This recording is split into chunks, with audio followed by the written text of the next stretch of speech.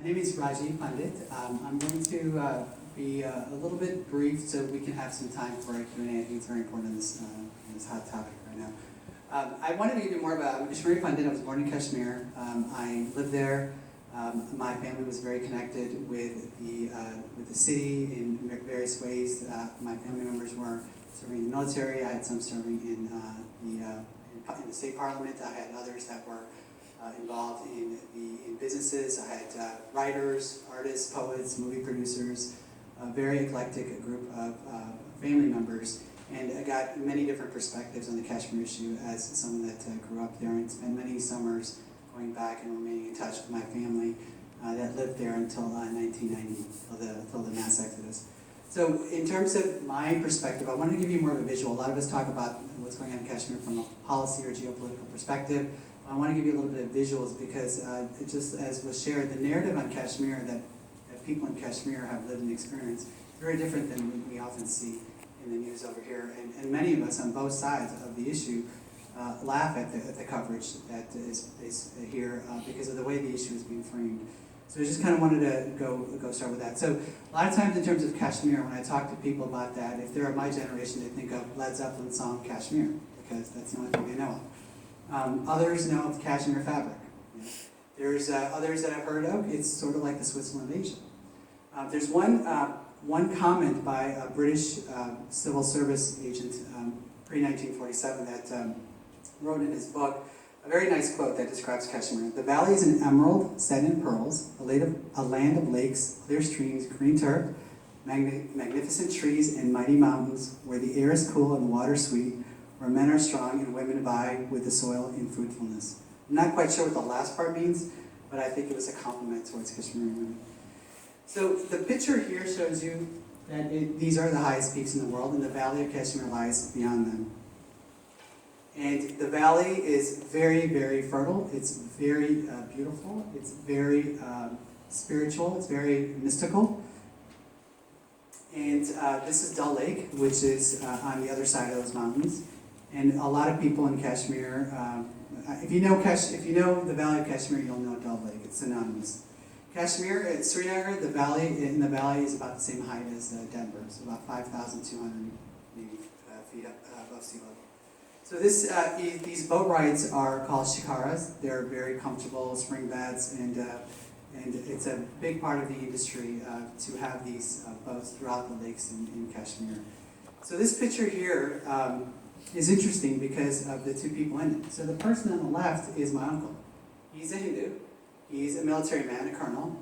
He has a PhD in defense studies. And the guy standing next to him is a Muslim who trained for terrorism in Pakistan, came back and was part of a militant group, and then gave up. So why are these two sitting on a boat together?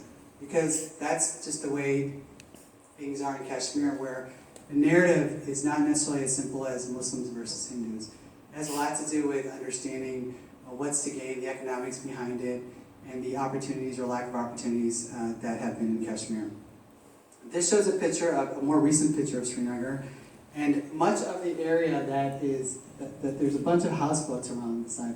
That was all part of the lake. The lake's been kind of encroached, so it's about half of the lake that was originally there is still there because of lack of proper laws and rules on how to manage population in Kashmir that were there because of the semi-autonomous status of Kashmir in the state of India. This is another part of Kashmir. This is more of the old city in Srinagar. This is more along the lines of where my mother's side family grew up. They were city dwellers, and I grew up inside the canals of these places, and had very, very tight quarters and very tight, close relationships between Hindus and Muslims. I can tell you that because of our common lineage, my last name Pandit is about as Hindu as you can get, but in Kashmir you will find Pandits that are Muslim. You can't necessarily tell by the last name what religion you are, because the way we grew up, so the Islam in the valley was predominantly Sufi Islam. Sufi Islam is a branch that is different. Within Sufism, you could be Shia or Sunni, and the majority were Sunni. But Sufi Islam is a spiritual branch that was brought of Islam that was brought into the valley. that's more mystical, it's introspective, it advocates for renunciation. So it kind of fit in the theme of living in the mountains. And it had parallels with Kashmiri Shaivism, which is a branch of Hinduism, that is also meditative and introspective. So there was a lot of harmony growing up in Kashmir until the 1980s, and I'll get to that in a bit. This is more like where my father's side lived. My father's side was in the village, and they were farmers, and they had a very different perspective on Kashmir from where they lived. This is my brother. He is standing on the Indian portion of Kashmir, but everything behind him is Pakistan-occupied Kashmir. So there's no real border, it's just mountains, and it's very easy to go back and forth because it's hard to watch every spot of that. So I gave you a lot of that for context, and I will go back to this picture here. So why is it that despite, well, first of all, I think the pictures indicate what the primary industries are, which is tourism and agriculture. And there's a reason that it was only tourism and agriculture, because due to Article 370, investments could not be brought into Kashmir from India. So it stayed like this. And the other reason it's like this is because there's corruption. And for a state that has 1% of the population of India, but gets 16% of the nation's budget, what's going on with that money? Well, that money wasn't really being spent on these areas here. So in terms of numbers, what that translates to is in a $7 billion budget, we say on average per year for the past 10 years, 50% of that budget came from state revenue. The other 50% came from central government grants, direct grants. 50% of the state budget was spent on salary and pension. Another 25% on investments. Okay? And I can tell you, based on this investment, that was corruption. That went also to salary, but off the books. That's from a person living there. Only 2% was on security. The state government only spent 2% on security.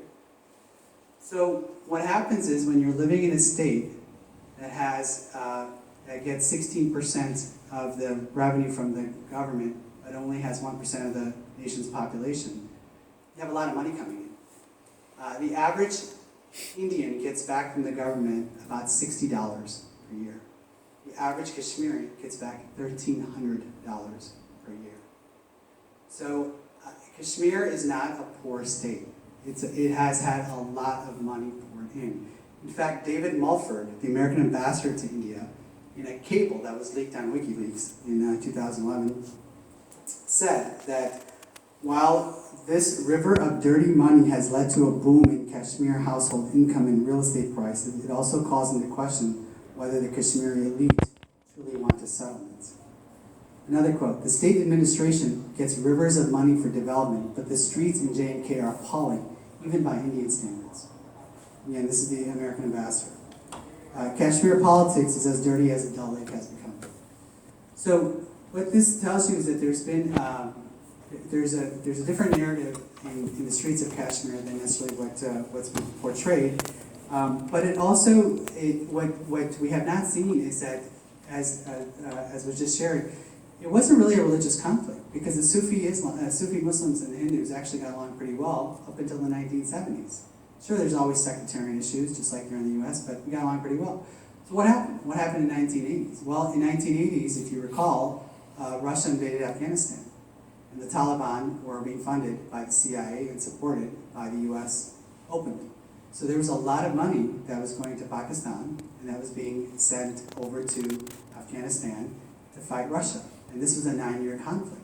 You had senators, Senator Wilson from Texas, who has pictures of him with the Taliban in Afghanistan, proudly showing how they are CIA's warriors. But Pakistan was in the middle of this, as it always has been. And let me give you an idea of distance. So Kashmir, Srinagar, is 100 miles from Islamabad. It's 600 miles from Kabul, Afghanistan. So they're not far distances in that part of the world.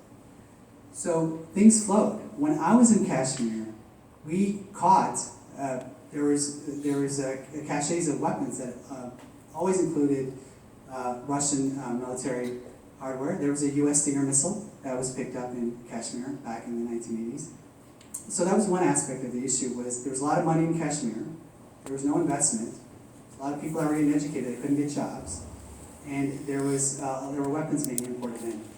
And Pakistan did not like the fact that the Sufi Muslims got along so well with the Hindus. We wanted to create some sort of an issue because of the disputed nature of the area. So a new brand of Islam was brought in. And the new brand of Islam was Wahhabi Islam. And so that was imported in, and there's a lot of data to show that influence. And Wahhabi Islam led to a clash between the Sufi Muslims and the more radical Muslims that were being brought in. And so there were a number of issues, and a number of terrorist clashes are not necessarily between the military and terrorists, actually between terrorist groups. So there's that aspect of the narrative hasn't necessarily been nuanced. I think I'm going to cut down just a couple of minutes so we have a couple of questions here. So what happened after 1980 is after we have the rise of more Islamic radical ideology, all this money and weaponry being brought in, lack of investment, and a lot of disenchanted youth, is you have an uprising. And that uprising continued throughout 1980 till 1989, and the targets were the Hindus. The Hindus were the cause of this problem. So the Hindus were targeted September 14, 1989. This Saturday is the 30th anniversary of the first killing of the Kashmiri Hindu population. And it's called Martyrs' Day by the Kashmiri Hindus. So that led to an ethnic cleansing. My uncle was walking down the street in February 1990, and he missed a bullet that landed in a colleague of his that also worked at the bank due to a case of mistaken identity by a terrorist that we know, Farooq Dad. Farooq Dad was a guy that lived down the street from us. He was one of those guys that didn't have a job, needed a cause, went over to Pakistan, came back, and killed 22 members of our community and acknowledged all of them on video. Very proud.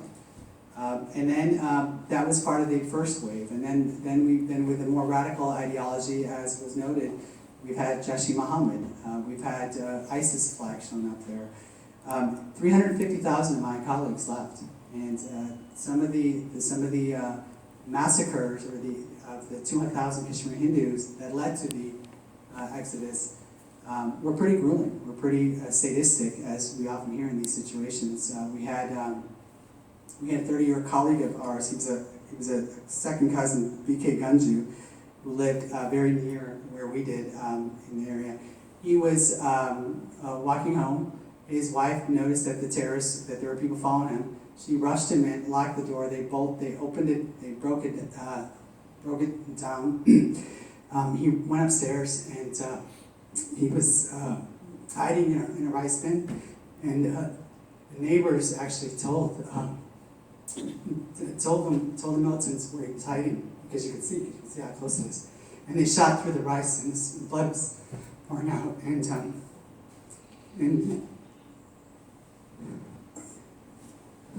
Excuse me. So that's something. And then afterwards, when the terrorists left, they told the wife. And she said, "Why don't you go out and kill me?" They said, "No, we want you to feed the rice of your husband's blood to your children." So there's thousands of stories like this that have led to an exodus that hasn't really been shared in the narrative that you hear right now. So after 30 years, what the current situation allows us to do is it actually allows us to have an opportunity with the revocation of the semi-autonomous status that's led to this situation, ability for us to retain our rights. Because after we left Kashmir, because of the way the articles were written, the way Article 370 and 35A were written, we can't get our property. We lost our property because we left. We're no longer residents of Kashmir. So from our perspective, we're happy to see this revocation, because it gives us back our rights. It allows Kashmiri women who married Indians the rights to get their property, because they also lost their property. So I'm going to end here and give Samir a chance to lead some questions.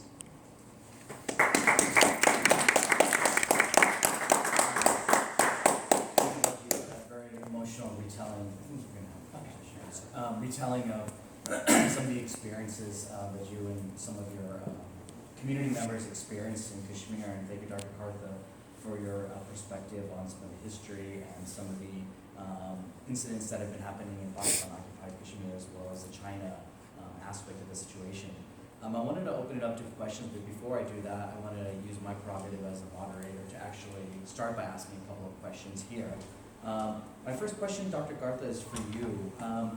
You alluded to what the predominant media narrative has been in the West, and we've seen also from some members of Congress and other policymakers expressions of concern about some of the current restrictions that have been placed in the Valley or other parts of the Union Territory, dealing with communications blackouts, dealing with restrictions on use of social media, some detentions of political leaders and others.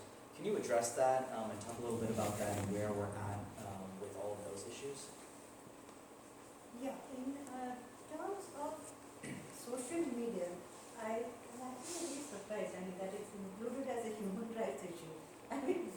Most of us grew up without internet, right? Because we had to run to a postal office, but that's it. That poster I showed you, which by Lashkar-e-Taiba, there are more, I didn't want to read a lot of them. That is there now.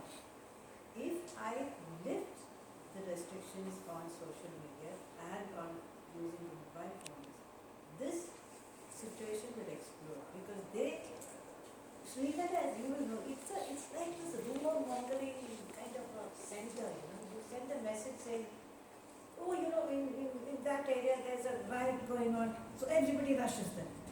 And this is terrorists. What they want is they want people out in the streets and protest, and then the security forces react, dead bodies. As long as this thing is there, there's no problem. They can't get the people out. They can't send these messages across. It's unfortunate. Right now, but however, the restrictions have been lifted everywhere except those 3 districts, which I spoke. 4 districts. Everywhere else it's off. Jammu and Kargil and Ladakh, there are no restrictions.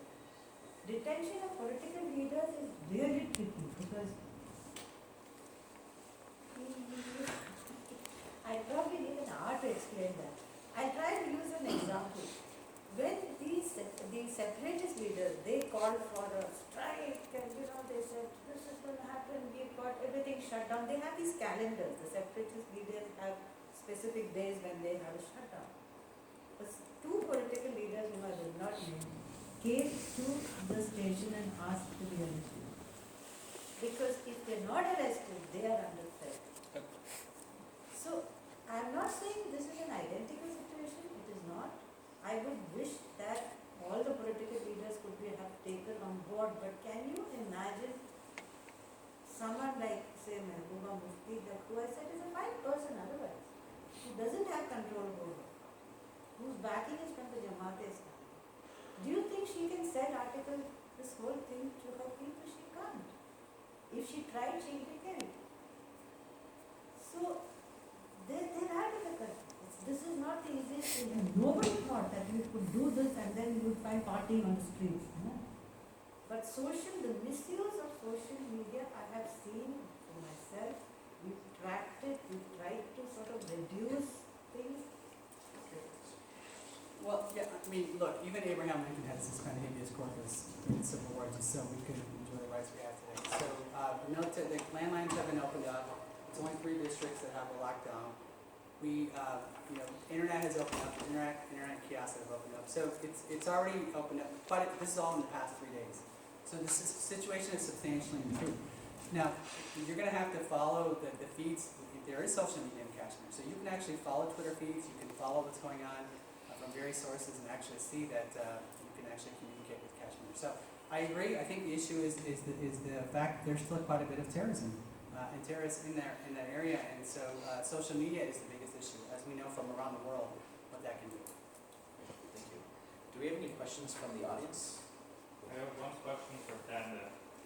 You mentioned toward the end of your remarks that part of revoking Article 370 was for women's rights because women who marry outside of Kashmir and Jammu, they're not allowed to keep their property anymore.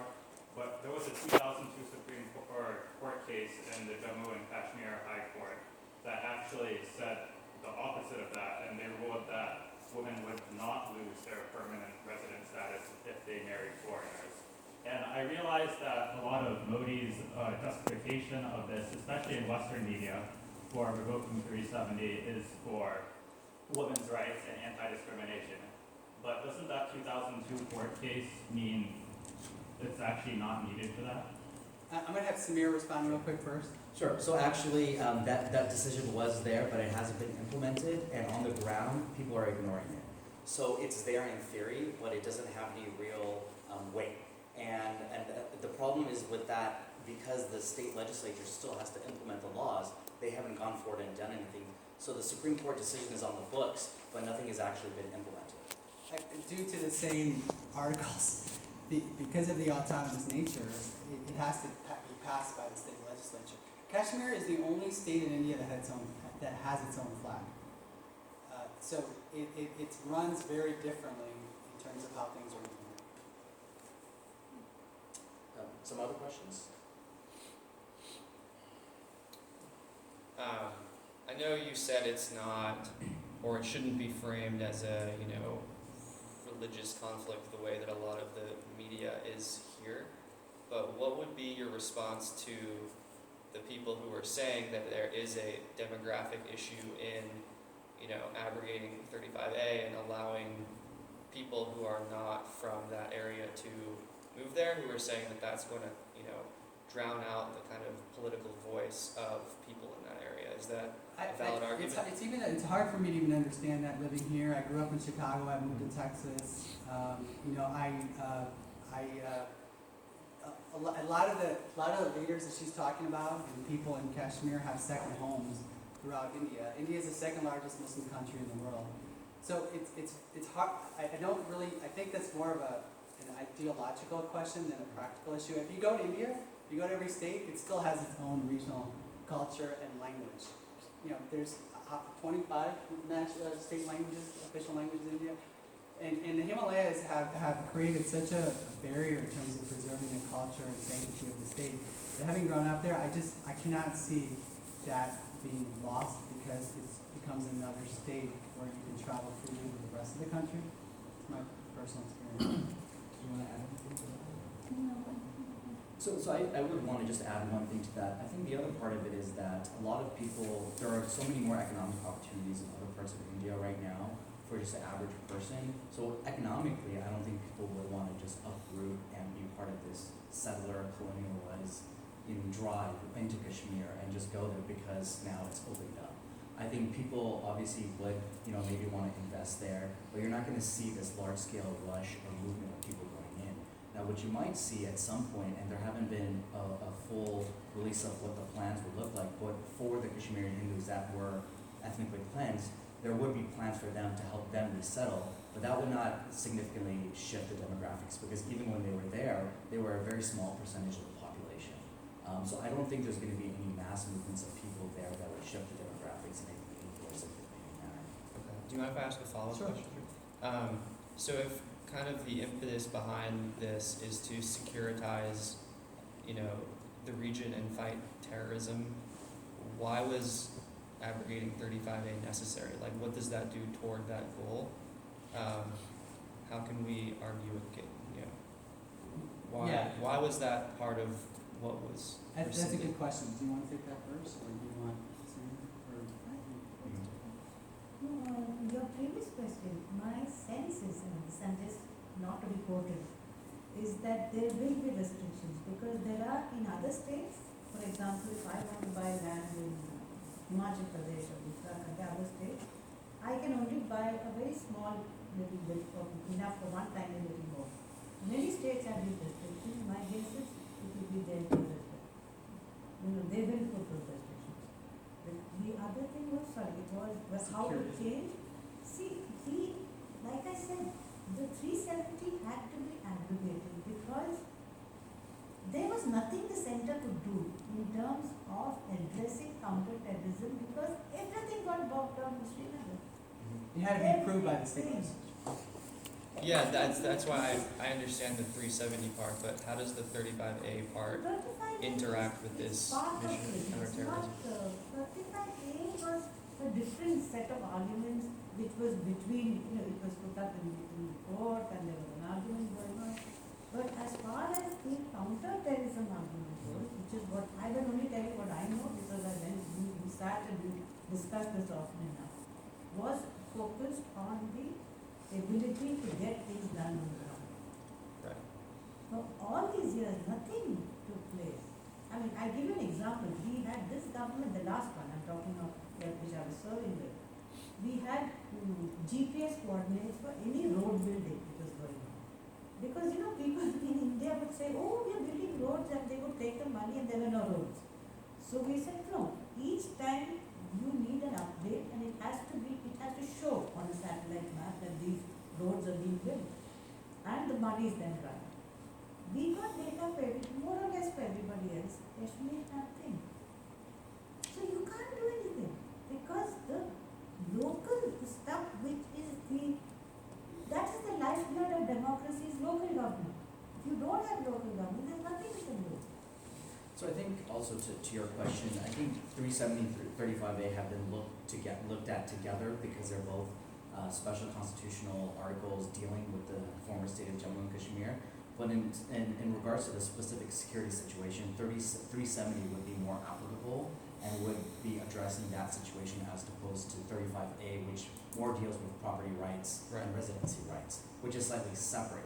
So I don't know if you can make an argument that 35A would have an impact on the security situation, but 370 would.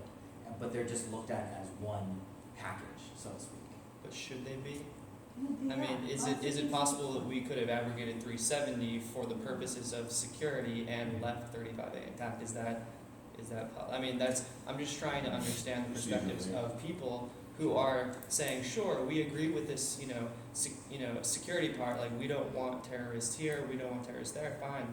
But if 35A has impacts demographically that aren't related to this securitization of the area, then do those people have a point? But that goes back to what I was telling you. Why was there a security issue? Why did terrorists come in?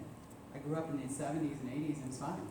Until all of a sudden, you got now a lot of people that are getting smart, they're educated, and know what's going on in the world, and they can't partake in that. They can't get jobs. They're sitting there, and without any sort of, other than what the slide shows you, agriculture and tourism, there weren't really many jobs.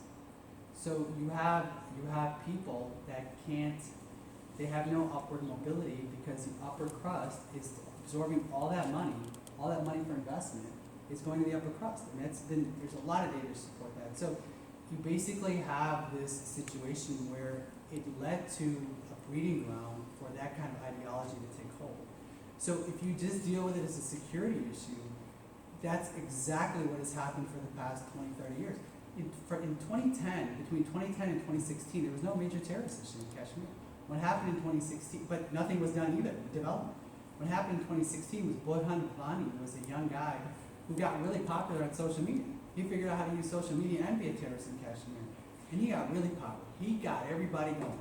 Being terrorism was cool. If you look at his feeds, he was making it really cool and glamorous. Well, the government got really concerned because he was taking the movement into a social media level and killed him.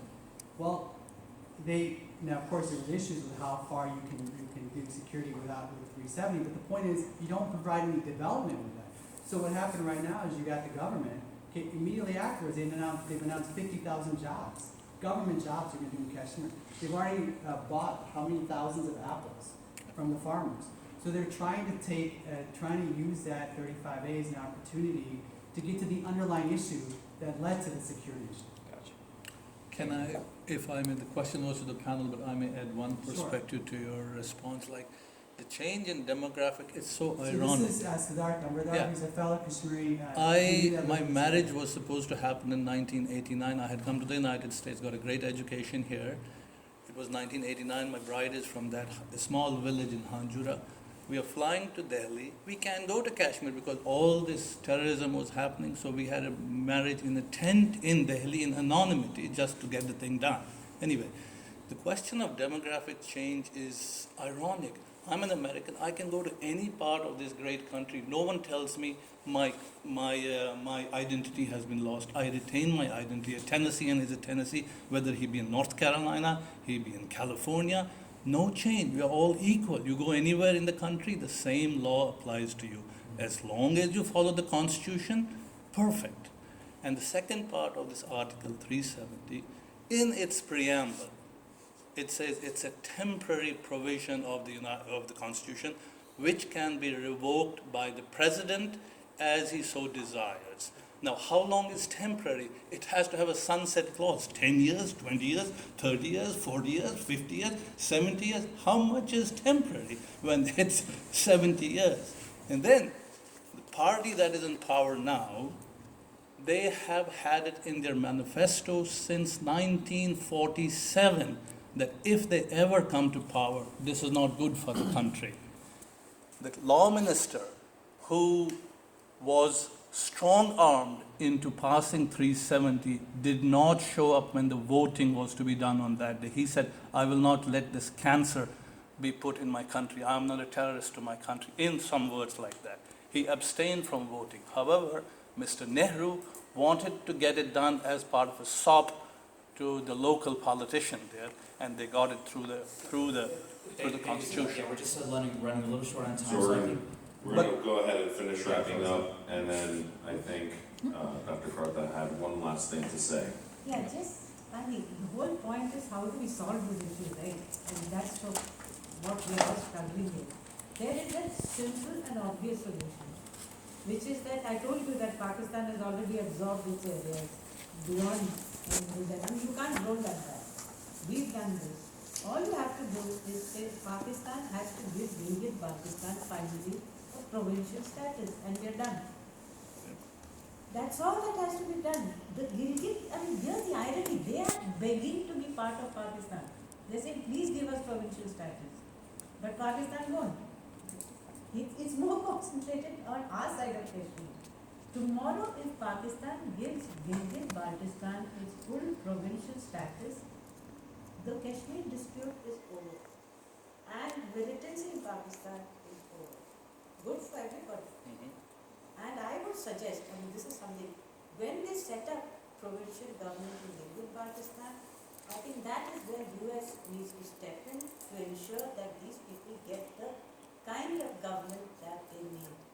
Because you have institutions who can help these people get their legislative powers drafted properly, make sure that it's done in a democratic fashion. That is the US way. Let me just say one other thing. The Taliban really inspired the Kashmiris in the 1980s. When they fought back Russia, just a few, 100 miles away from there, and Pakistan right in the middle, it really inspired them. They realized that they could get what they want through violence that they couldn't through, the fact that they couldn't get jobs because of all the other issues. Well, I want to thank everyone for your attention and for your participation here today. On behalf of the Hindu American Foundation, I want to thank again Senator John Cornyn, co-chair of the India Caucus, for allowing us to use this opportunity. Hope